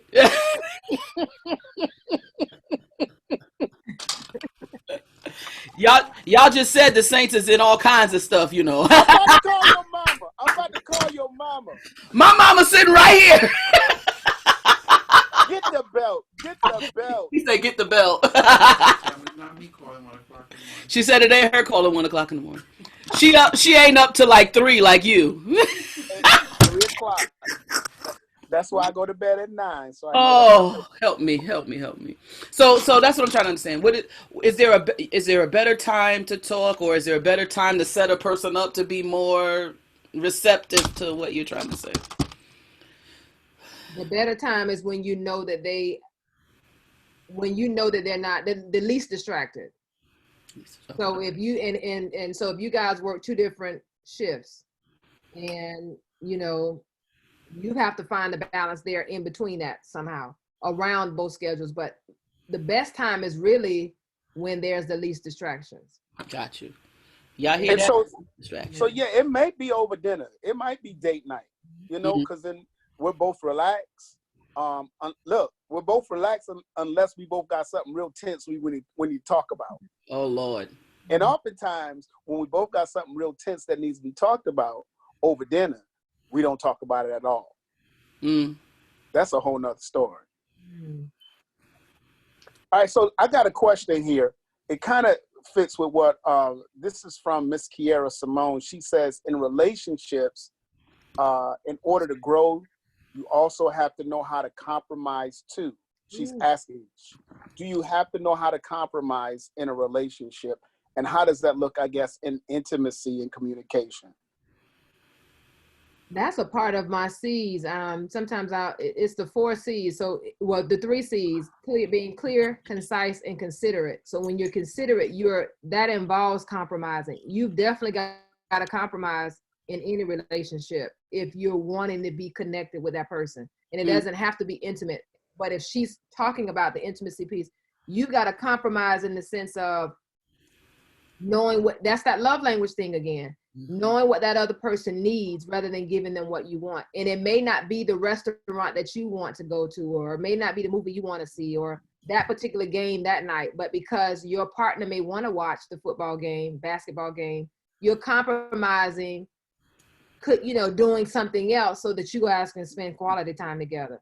Even with intimacy, you may not really be the touchy-feely person, but your spouse may want to hug and kiss you every day. And so you've got to, sort of kind of, and this comes from, here again, experiences. Sometimes people weren't raised up that way. You have some, I've met them, their spouse, they're on 2 totally different ends of the spectrum. Their spouse were raised, their family showing intimacy, hugging their children. They were hugged and kissed by their parents. On the other end, it was, that other spouse, it was, no, we just knew our parents loved us. They didn't show it. They just told us that they loved us. And that was their way of showing it. So you've got to compromise all the way around in that lane of intimacy, communication, when you're making decisions. You've got to compromise if you're looking for, like Mr. Jeff and his wife, 17 years or more. You've got to compromise. And I'm sure he can tell you that as well. Compromising, that's another prerequisite that's really necessary in any relationship. So I know that Jeffrey asked a question earlier about the passive person, but what happens when you're the person in the know about communication and you're dealing with someone that just they cannot express an emotion to save their life? And so how I know that you said about the trust, but if they just don't have the tools, how do you cerebrally explain these things so they probably won't be as, what they call it, emotionally intelligent as you are, but just to help them be able to at least grasp a little bit what, so that you guys can communicate and get to know each other a little bit better? Asking questions, probing questions. So you may not get what you say, for example, and I like to use examples as much as possible, but if you're trying to pull something from them and you're trying to get them to express it, it's almost like you're coaching them through it. So, when I say, so for example, if I ask them, let me just think of something really quick. You may ask them something, but then you may come back and say, well, what do you feel? You're not saying anything. What are you generally thinking? What's on your mind when I ask that? Or what are you feeling right now? Mm. They don't say, if they stall and don't answer the question, say, let me give you a question. Throw me a question really quick. Either of you that you may ask somebody may ask their partner. I don't know. Why do you love me? Oh, God, I'm dead. Don't we just love those questions? And then they don't answer. Okay. So the person that's really not expressive, they don't answer the question as fast as that person wants them to. Mm-hmm. And they may come back and say, well, I noticed when I've asked you that before, you really don't say a whole lot, or you still haven't answered it. Mm-hmm. Is there a reason why you don't really express your thoughts? And it's not that you're counseling them or like you're their therapist, but it's helping them to realize that you notice that they're not saying anything, or they're not expressing themselves well. So it's a thing of sort of kind of pulling it out of them. What are you feeling right now? Or why is it that well, why you can't answer me? I mean, what's your problem? I just asked you a question, woman. You didn't hear me? You know, it's not only, that's the old cliche that says it's what you say, not how you say it. In Doctor's world, it's what you say and how you say it. You can have great intentions, but if your delivery is out of whack, you've lost them from the get-go. You rehearse it in your mind. Oh, I'm going to ask them this, and I'm going to make sure I mention this. And the moment you get it rolls off of your tongue, you've already had your body language, your tone is off. You've lost them. Your eyes are, you're moving your head, or your tone is so stern and as though you are their parent. You've already lost them. So Kiara's saying in the chat, she said, what if they get offended or not receptive, asking too many questions? So I'm that type of person. If I'm talking to you, I'll probably tell you everything you want to know. But if you start interrogating me, I'm not going to tell you nothing. Because I just don't, the questions just, I don't know, when the questions start back to back, it just starts scrambling my mind. And I'm just like, I don't have time for this. I'm over it. You know, that's real interesting, because, you know, my wife, you know what her career is. She's a police officer. Right. And I've literally had to tell my wife, at home, you're my wife. You're not a detective. You're not an officer. Right. And I don't appreciate being interrogated. If you need to talk to me, we can talk, but don't interrogate me. You know, and she'll laugh it off. You know, that's what I've done. And I get that. Gotcha. You know, the other day we had it's kind of a joke, a running joke. There are days when I don't feel like cooking. I'm a culinary instructor, chef by trade. And so there are days I don't feel like cooking, and I'll be like, I don't want to cook. And she'll be like, well, that's what you do. And so, you know, I'll be like, that's what I do. That's not who I am. I feel like cooking all the time. And, you know, it's the same thing with her. She start asking those questions. I'll be like, oh, pump your brakes. Okay, officer? Pump your brakes. Kiara says she the FBI. She the FBI. She the ops, as the kids say. She the ops. Oh my God. And you just brought up a whole nother point, Jeff. I was about to say Mr. Jeff, because sometimes people, based upon experiences and their role in their profession, we can tend to cross over and take that into our homes and not leave them at the door of the company that we work for in our businesses as entrepreneurs. Whether you're working in a workplace or you're owning the company or not, we tend to cross them over and take them home. And so you're mixing the two forms of communication. You've got to learn how to code switch, is what I call it. When you're at work, you have that dialogue, you speak that language as you're in the workplace, but you code switch the moment you leave those people doors, or you lock up your own company. You're going home now. So now it's time to put on the other hat. You got to code switch, change your dialogue, you know, how you speak, that style, all of that has to apply for your home now. My husband got me the same way, Jeff, so I can relate. He said, don't be trying to drop therapy on me. Right. He said, you got an administrator at home. You at home now. And I mean. Yeah, because I was going to say, as well as teachers, you're used to talking sometimes to children. And I'm sure your spouse is like, listen, I ain't one of them little kids at your school. And I'm going to tell you, I'm going to be a little even more transparent. And I laugh now, but this leads to another point based upon experiences, life experiences. One day when we, I think we were first married, the first few years, it's almost 8 years for us. So my husband said early on, he said, oh, so you want to wear the pants and the skirt, huh? Oh. And I'm A-type, and so is my husband. I'm going to tell you, this is what I explained to him. I said, I was a woman before I was a wife. I said, let me explain. I said, it's nothing intentional. I said, but I'm the eldest child. I'm the eldest, and I'm a natural leader. I don't wait on people to say, do you need help with this? Or can you help me do this? Or I jump in, and I'm a problem solver for everyone else or for myself. So quite naturally, that's the hat that I've worn most of my life as a child, as the eldest daughter, even as in leadership in my profession. That's really what I know. So I had to break it down that way without being disrespectful to him and his role in our household, because I respect that. And so when he said that, I started rephrasing it to where I had to learn how to be independent yet interdependent. Mm, that's good. Interdependent. There's That's a good. difference. That's You good. didn't write that down. Yes. No, no, I already had that in my mind because I'm the oldest too. So I was already had that on the track. I said, oh yes, yes, Lord, I hear you. And in other words, I'm going to speak to the wise or aspiring, those that desire to be married. You got to stay in your lane and operate in that well and know your place and be okay with that. Be okay with that because you're still a woman, but you still have to stay in your lane and drive within your lane. Don't try to cross over two double lines because that's illegal. Oh, Holy Ghost. You doing good, doctor. Stay in your lane. And She said, don't cross over the double line because that's illegal. Come on here. Come on, I've got a whole sermon here. Come on here. It's okay to be the second man. We talked about that in Bible study, Moses and Aaron. It's okay to be the second man. It's all right. It's all right. There's power there too. Absolutely. Hallelujah.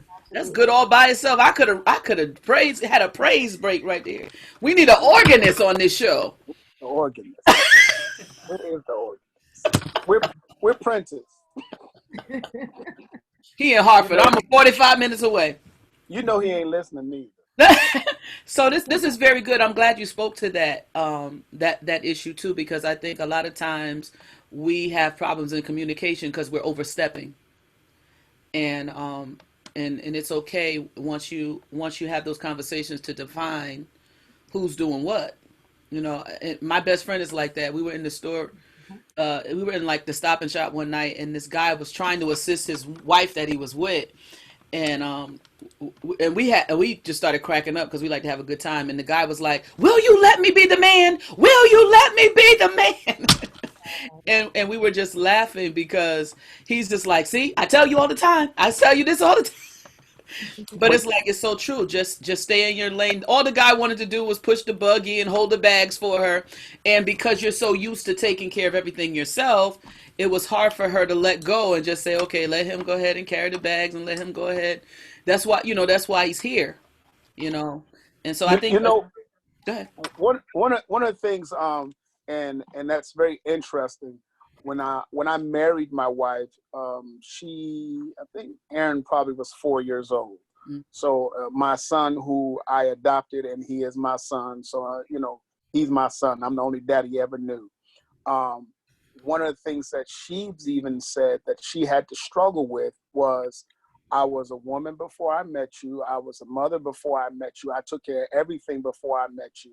And it literally took us about, believe it or not, between 7 and 10 years for her to release that stuff and realize that I have a place and she has a place. And we're going to work well when we're working together and not separately and not apart from each other. And it may take you time, but be willing to make the changes. When you feel, and I'll get deep on you, when you feel the Holy Ghost pulling on you to make the change, make the change. Don't fight the Holy Ghost, because he's only making a change in you to make you better. And that's that compromise we talked about. Yep. That's the compromise. Yep. You either want this and you're willing to work at it and compromise and communicate, or you don't want it at all. You want to be alone and you don't want to communicate with anybody, because it's not just communicating with those that you love intimately. We're talking about communication across the board, in the workplace, boardroom, in your home, your relationships, whatever that looks like. And so many times people, they just figure they'll just shut down. I just won't say anything then. I mean, everything I say is just coming off wrong. And I'm saying it that way because these are the things that I get from people when I'm having some conversation. It's like, we've got to own the fact that we are responsible for how we talk to people. We have a role in that. You owe it to yourselves. We owe it to ourselves to figure this thing out. You've got to learn how to be masters of this mouthpiece. It's not going to just show up and God gave it to us. He gave us one mouth and 2 ears for a reason. You've got to listen more than you speak. Now, which one will you do? If you're doing more speaking than listening, you're going to miss it every time, because you're not willing to compromise and close your mouth long enough to really hear the other person so that you can be understood and you can understand what they're saying. And now you got a conversation. So it's listening to understand and not listening to respond. That's it. Was it Stephen Covey that said first listen first? You know what See, he said. first What he to said. understand, then to be understood. There you go. Exactly. Stephen Covey said it. Both of y'all said it. You and Stephen, Pastor. You and Stephen said it. Oh my God. Yeah. This is so good because I think that we think talking is communicating. And we learn to talk as a kid. Nobody shows us how. Nobody explains how. Nobody, they just so happy when you say dad, dad, and mom, that they just let you go sick from there. Every word you learn after that, they just so happy until you become a teenager. Well, actually, until you get about terrible two when you start saying no. then the new car smell starts to wear off. Now it's But why. but right when you get into teenage Why you years, tell them no, but why? right. You didn't say why. All you knew is what she said. Now you go move. Now get on. Why? Get on. Guan on, guan. Why don't you ask me why? I'm trying to figure out where you learned that word from. And I think it's very important that people understand they need to be intentional. And I was saying to a friend the other day, I'm a little bit older, and it's different making friends because I'm being intentional about making friends now because um, and making friends on purpose. But I think that it is important that we're intentional in the connections that we make, and we got to be a little bit more intentional in how we communicate with people. And I just think it's really important that folk understand that we have to be intentional. We have to be intentional and know the difference between, because we've talked about our children, we've talked about our spouse, but in our business life, we have to make sure that we're keeping our communication in such a way that will keep us employed or keep us with customers, and customer service sometimes can get interesting. I was at the Wendy's the other day, and I almost got in my like my mother said, in my flesh, but I had to realize, Jeffrey's disappearing. Why are you at Wendy's? Because the line at Chick-fil-A was too long. Um, but can you speak to people who are in the corporate setting or in a professional setting, and how important it is for them to be able to communicate with maybe their higher up and their subordinates, and treating them, in a way that is respectful, but also gets the results that we were talking about in relationship and with our children. As when you're speaking, and this goes to, as you already mentioned about in corporate America, in the workforce, it's really necessary. See, this is the thing. We put on these dog and pony shows when we're interviewing people. Mm. When you're coming across with such, grace and ease, and that person is really wanting a job, and you're coming across as though you're the best, company out there that wants to bring them on your team. But then the moment they're now in their probationary period, they've forgotten all about the person they met, because now you're talking to them like, I call it hot garbage, where you just don't know how to really keep those people. And we're losing them faster than you can keep them, because you don't know how to talk to people in the workforce. And what that all looks like is you got to really establish a level of trust by an open door policy. Of course, you set boundaries. You want to be sure to make them feel important. So if you're the person that has, you have the subordinates that are working alongside you, or say you have a team of people you're responsible for, you may not necessarily be the owner of the company, you may not be the top executive director, but you may be a team leader. You still got to know how to speak to those individuals, because if not, you're not going to produce that productivity.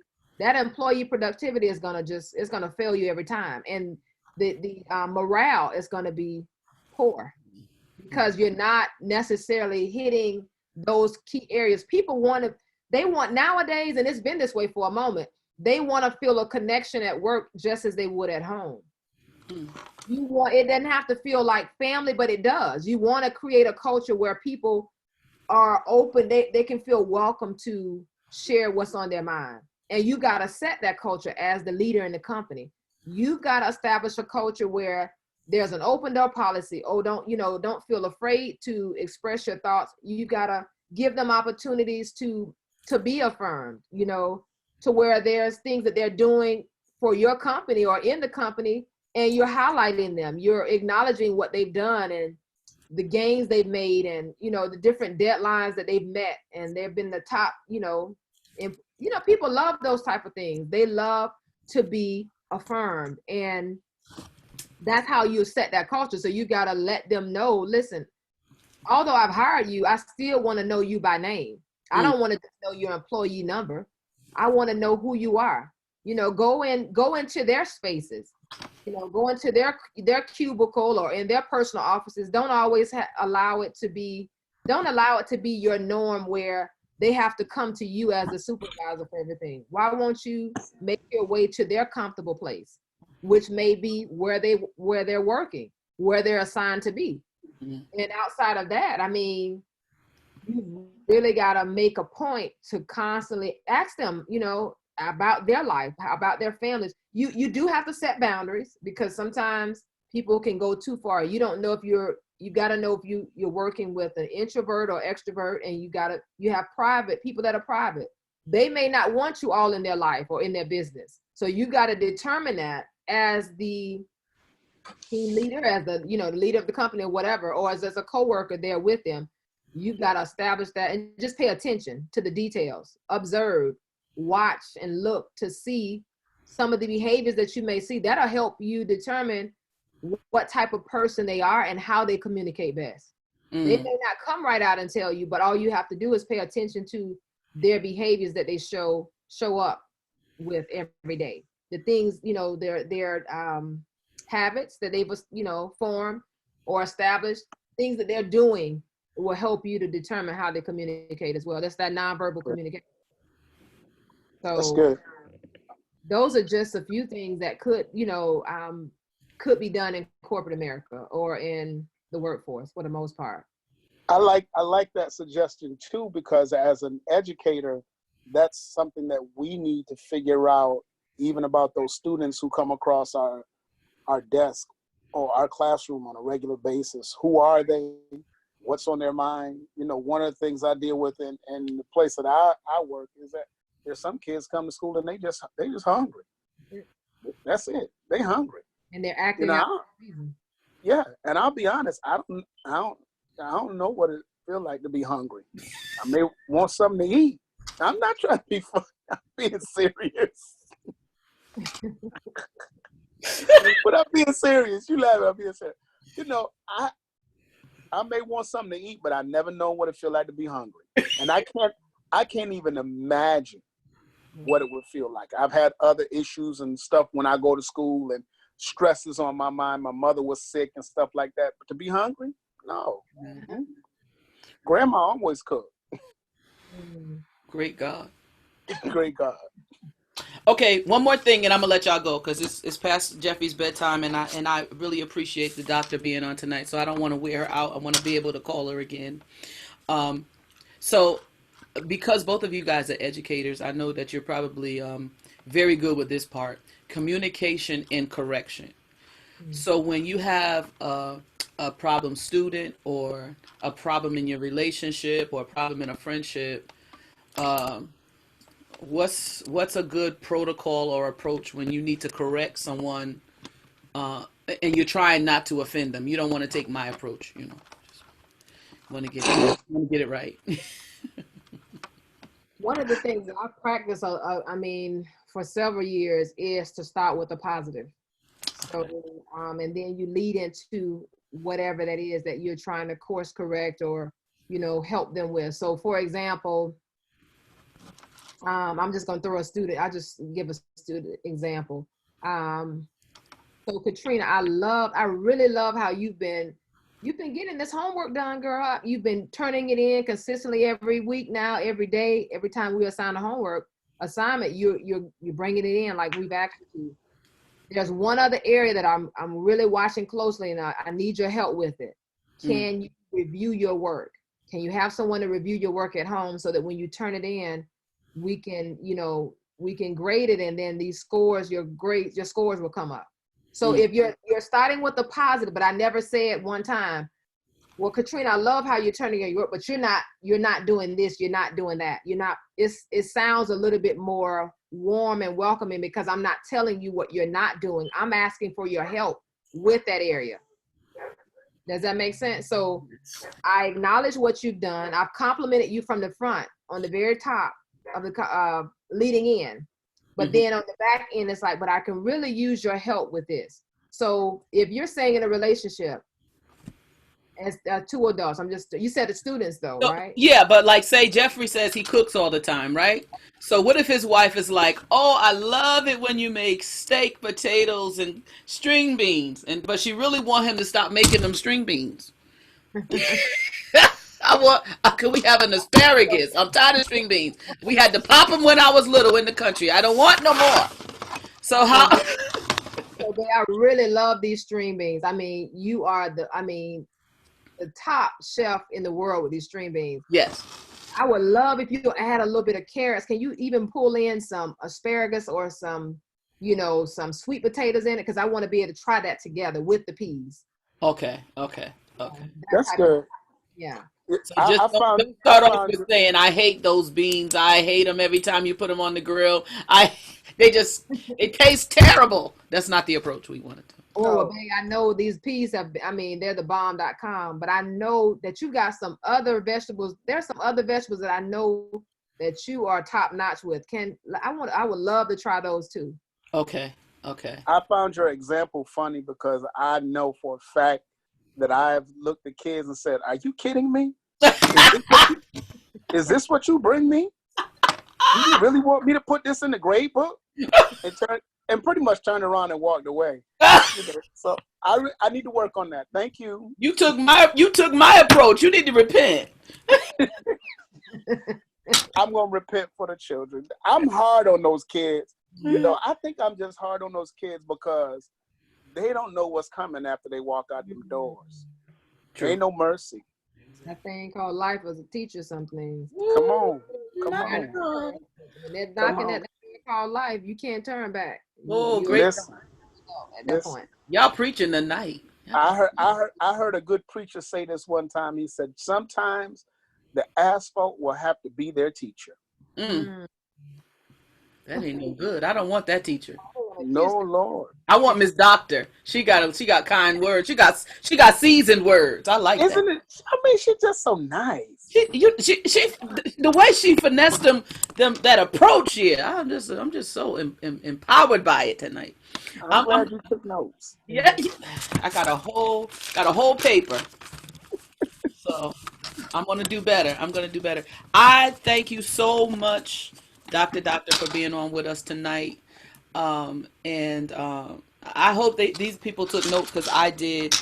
This was very informational and empowering to me because, again, it is something I see people all the time, all jokes aside.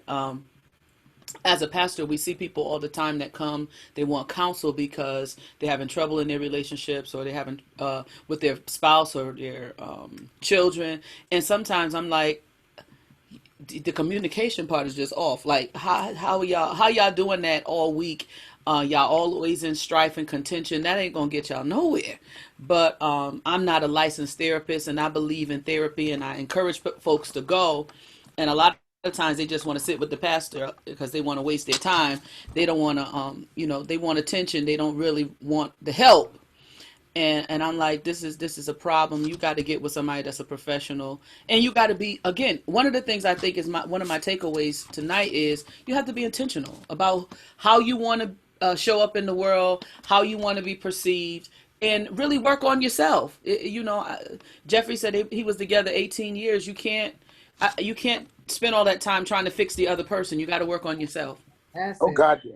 Oh, you really can. And so there's some people still on here. We really have to be intentional about how we communicate. And then I learned tonight also trying to coach the person that you're dealing with to also communicate and, in a certain way also. I want to thank you for that. Any last words, Muntz? No, thank you. Thank you. This has been enlightening and I'm empowered by it. And I appreciate your honesty and your candor. Thank you.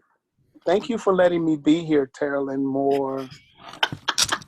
Can doctor, is there a service or I think you have some things going on that you might want to invite people to that they could sign up for, or a service you provide, any of that kind of stuff? Some of them on this line need your virtual training. Yes. Yeah. I actually have one of the places that I lead them to is my private Facebook community. It's Real Talk with Dr. Doctor. Okay. And that's one way that they can find out, some of the other things that I offer. But one that I offer right now is entitled, and if they're willing to even get to schedule an appointment with me to get on my calendar, they have to join the group first. Okay. So that they actually get the information there. Real Talk with Dr. Doctor. Just join the group. They have to answer a few questions because that's a part of being in the room. Okay.